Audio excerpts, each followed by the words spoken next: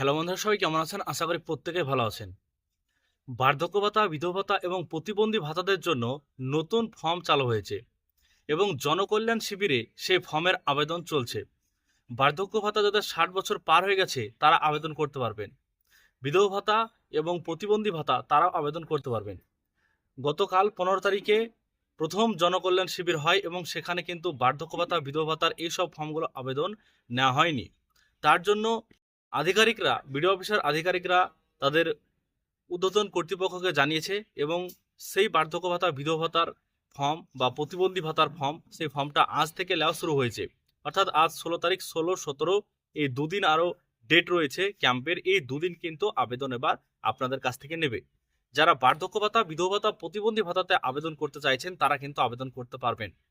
আজকের এই ভিডিওটি প্রথম থেকে শেষ পর্যন্ত দেখুন, কারণ আজকের এই ভিডিওতে আমি আপনাদেরকে বলবো বার্ধক্য ভাতা, বিধবা ভাতা, প্রতিবন্ধীতে কারা আবেদন করবেন, ফর্ম আপনারা কোথায় পাবেন এবং আপনারা প্রয়োজনীয় কাগজপত্র কি কি নিয়ে যাবেন, সমস্ত কিছু আজকের এই ভিডিওর মাধ্যমে আপনাদের সঙ্গে আলোচনা থাকবে।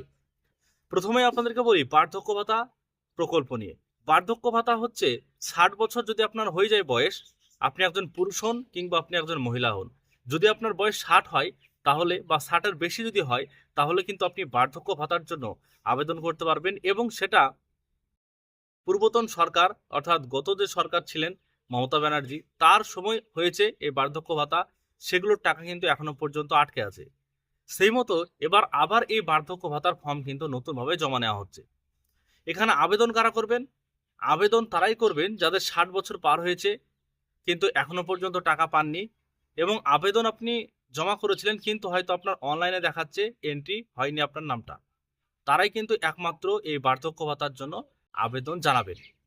এবার অনেকেরই নাম এন্ট্রি হয়ে গেছে, অনেকেই এর আগে আবেদন করেছেন দুয়ারে সরকার ক্যাম্প থেকে বা বিডিও অফিস থেকে বা পঞ্চায়েত অফিস থেকে, এবং তাদের নামটা অনলাইনে আধার কার্ড দিয়ে যদি আপনি নাম্বার দিয়ে দেখেন তাহলে হয়তো দেখাচ্ছে। তাহলে কিন্তু আপনাদের সেক্ষেত্রে আবেদন করতে হবে না এবং নতুন করে ফর্ম ফিল আপ করে তার সঙ্গে সমস্ত প্রয়োজনীয় কাগজপত্র দিয়ে আপনাকে জনকল্যাণ শিবিরে কোনোভাবে আবেদন করার প্রয়োজন নেই। যদি আপনি স্ট্যাটাসে দেখেন যে আপনাদের অ্যাপ্লিকেশন ভেরিফাইড পেন্ডিং রয়েছে, তাহলে কিন্তু আপনাদের আবেদন নতুনভাবে আর জমা করতে হবে না। আর যদি দেখেন যে আপনাদের নো ডাটা ফাউন্ড আসছে বা আপনাদের কোনোভাবে রিজেক্ট হয়ে গেছে, তাহলে আপনি জনকল্যাণ শিবিরে আজকে আবেদন হলো এবং কালকে লাস্ট আবেদন হবে, আগামীকাল আপনি কিন্তু আবেদন করতে পারবেন। এবার আপনাদেরকে বলি বিধবা ভাতা। যাদের স্বামী মারা গেছে, স্বামী নেই, তারা বিধবা ভাতার জন্য আবেদন করতে পারবেন। তাদের আধার কার্ড, ভোটার কার্ড, ব্যাংকের অ্যাকাউন্ট বইয়ের প্রথম পাতার জেরক্স এবং ডেথ সার্টিফিকেট তার স্বামীর, এবং পঞ্চায়েতের ইনকাম সার্টিফিকেট, এগুলো নেবেন এবং তার সঙ্গে পাসপোর্ট সাইজ দুটো ফটো নেবেন। এগুলো নিয়ে কিন্তু আপনি আপনার জনকল্যাণ শিবিরে জমা করে দিন, তাহলে কিন্তু আপনি টাকা পাবেন। আর যাদের ডিসেবিলিটি রয়েছে, হ্যান্ডিক্যাপ ভাতা, তাদের ক্ষেত্রেও একই রকম ব্যাপার, তারাও ফর্ম নিয়ে কিন্তু জমা করবেন। এবার ফর্মটা আপনি কোথায় পাবেন? ফর্মটা আপনি পাবেন জনকল্যাণ শিবির থেকে আপনি ফর্ম পাবেন। আর যদি আপনি অনলাইন থেকে নিতে চান তাহলে কিন্তু অনলাইন পোর্টাল থেকেও আপনি ফর্মটাকে ডাউনলোড করে সেখান থেকে প্রিন্ট আউট করে আপনি বাড়িতে সমস্ত কিছু কাগজ দিয়ে সাজিয়ে প্রিন্ট স্টাপলার করে আপনি কিন্তু সরাসরি গিয়ে জমা করতে পারবেন। আপনাকে বেশি লাইনে কিন্তু সেখানে জনকল্যাণ শিবিরে দাঁড়াতে হবে না। এবার আপনারা একটা কথা বলতে পারেন যে বিগত 2 থেকে 3 বছর আগে যারা বার্ধক্য ভাতা, বিধবা ভাতাতে আবেদন করে বসে আছে তারা এখনো পর্যন্ত টাকা পায়নি কেন? তারা তো টাকা পাওয়ার কথা, তারা আবেদন করে বসে আছে। তো গত 2 থেকে 3 বছর আগে থেকে যারা আবেদন করেছে তাদের এখনো পর্যন্ত অ্যাপ্লিকেশন ভেরিফাইড পেন্ডিং আছে, অ্যাপ্রুভ হয়নি। তো সেটা কবে অ্যাপ্রুভ হবে সেটা সরকার যেদিন সিদ্ধান্ত দিবে সেদিনই কিন্তু হবে, এবং যখন অ্যাপ্রুভ হবে তখনই কিন্তু আপনি তারপরে টাকা পাবেন। অ্যাপ্রুভ না হলে, স্ট্যাটাসে পরিবর্তন না এলে আপনি কিন্তু টাকা পাবেন না। এখন যেহেতু আবেদন নেওয়া হচ্ছে, আপনি যদি চান তাহলে আপনি আবেদন করতে পারেন, কিন্তু টাকা কবে দেওয়া হবে সেই বিষয়ে কিন্তু কোনো রকম তথ্য এখনো পাওয়া যায়নি এবং সেই বিষয়ে কোনো রকম ইনফরমেশন আমাদের কাছে নেই। যেদিন অ্যাপ্রুভ করা হবে তারপরে টাকা দেওয়া হবে বার্ধক্য ভাতা, বিধবা ভাতার, সেই কোটা অনুযায়ী আপনারা কিন্তু পাবেন। আশা করছি সমস্ত বিষয়টা বুঝতে পেরেছেন এবং জানতে পেরেছেন। আপনারা তো ফর্ম ফিল আপ অনেকেই পারবেন, কিন্তু ফর্ম ফিল আপ করতে গেলে আপনাদের যে নিয়মগুলো সেগুলো তো আপনাদেরকে জানতে হবে।